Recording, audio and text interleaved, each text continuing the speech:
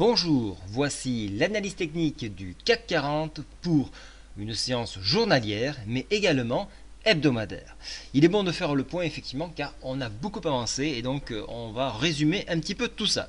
Alors, lundi déjà nous avons une statistique, enfin deux statistiques importantes au niveau chinoise puisque nous aurons la production industrielle chinoise mais également le PIB.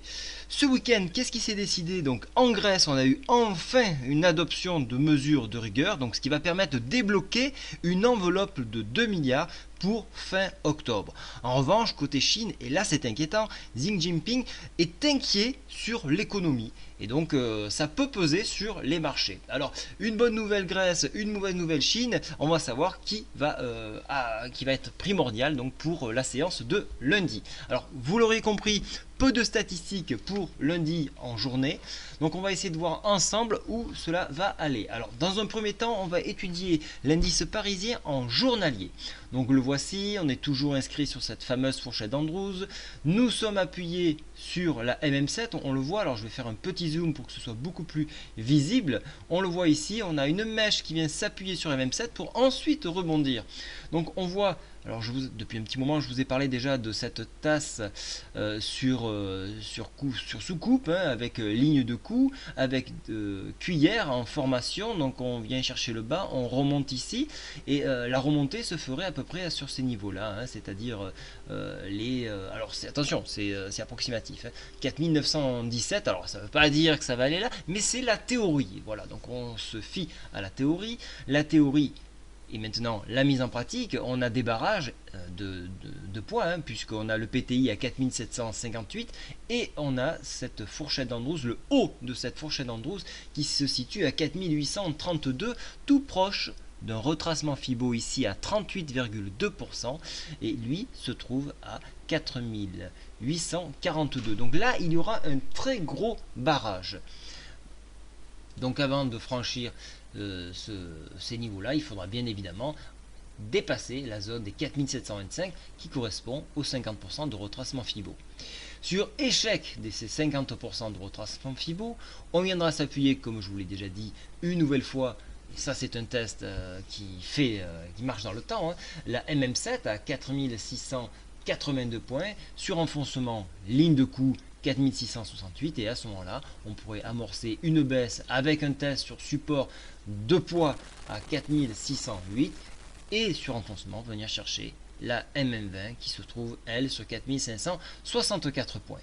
Maintenant nous allons, alors avant de passer en hebdomadaire, donc vous voyez que on a repris de la vigueur, hein, les indicateurs sont repartis dans le sens de la hausse suite à cette consolidation que nous avons ici. Donc on va surveiller ça. Maintenant on va passer en hebdomadaire.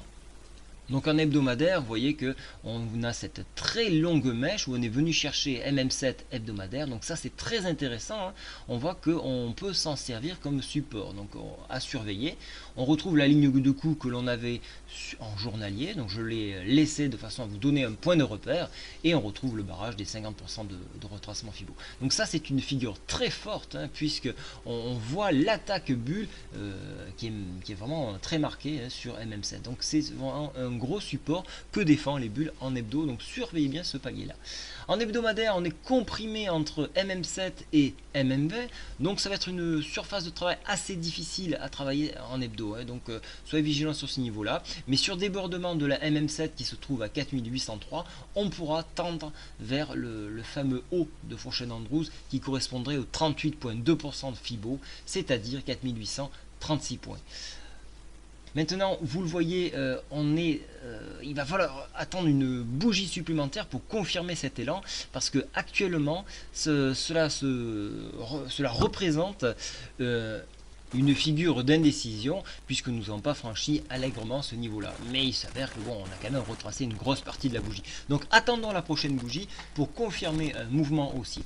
Voilà, au niveau par contre des indicateurs, et c'est là où je voulais en venir, c'est que ils ont largement consolidé pour entamer une belle hausse. Donc attention, on pourrait avoir un début de rallye haussier, surtout si la Grèce y met qu'elle commence de régler ses dettes, on va se conforter dans une idée de mouvement haussier. On surveille bien évidemment la Chine, vous avez vu, la Chine t'inquiète, néanmoins quand même, on affiche du 7% d'augmentation, donc c'est quand même beau, faut pas non plus dramatiser sur ce chiffre-là. Donc je me concentrerai plus sur la Grèce que sur la Chine personnellement. Voilà, donc comme vous pouvez le voir, on est en consolidation pour le mouvement haussier en hebdomadaire.